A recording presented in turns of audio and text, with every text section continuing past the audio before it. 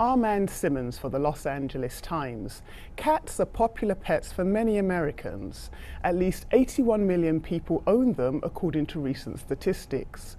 But a new study by researchers at the Stanley Medical Research Institute and Johns Hopkins University Medical Center raises some serious concerns. Researchers say that a parasite found in cat feces, when released into the environment, such as the air or water, poses a significant public health hazard. The risk is especially found in places where felines like to defecate, such as gardens and even children's sandboxes. Pregnant women may be especially at risk.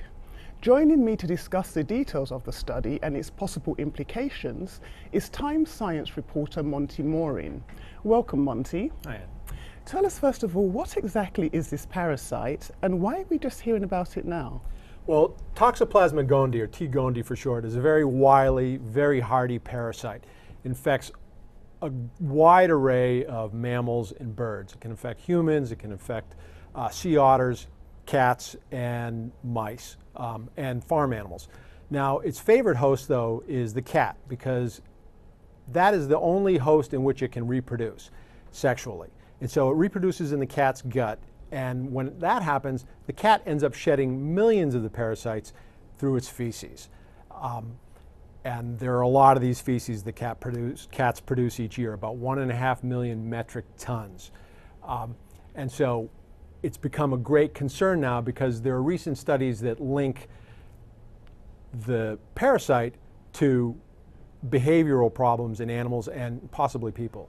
Before you get to the types of implications for humans and for other mammals, does this parasite impact both feral and domestic cats, and how is it spread? Yes, it does. It affects particularly feral cats.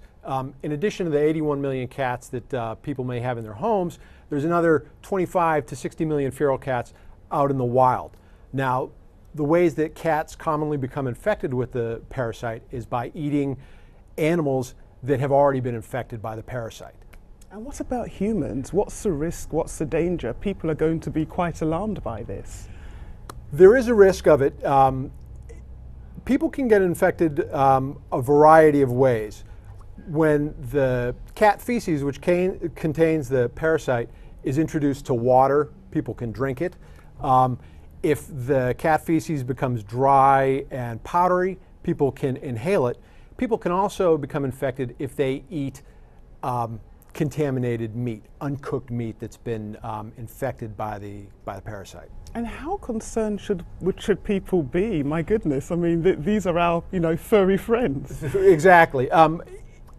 They should definitely be concerned if they own a cat that is outdoors part of the time. They should be concerned if they work in a garden. Cats like to poop in the garden, so they should wear gloves to protect themselves. They should be concerned if they have children and sandboxes or for children's play. They should cover the sandboxes when children aren't using them so cats can't use it as an enormous litter box. They should also dispose of their cat litter properly. They shouldn't flush it down the toilet. They shouldn't just jump it out in the yard. They should actually bag it and remove it with the rest of their trash to a proper landfill. Now, you've given some indications of what people can do to protect themselves. Is there a public campaign at all? This recent study is calling for a public campaign. It wants to educate people about the risks of Toxoplasma gondii, and they're also calling for a reduction in the population of feral cats. That's controversial. People love their cats. There are people that are very fond of feral cats, and so it's a touchy issue. People who are calling for a reduction in the population say that euthanasia is probably not the way to go, that the preferred method would be spaying and neutering and releasing them, or by sheltering them or adopting them, and also looking for other ways of reducing that wild cat population. Well, it's a fascinating study, and we'll certainly be keeping up with kind of the impact of it. Thank you very much for your insight, Monty. Thanks.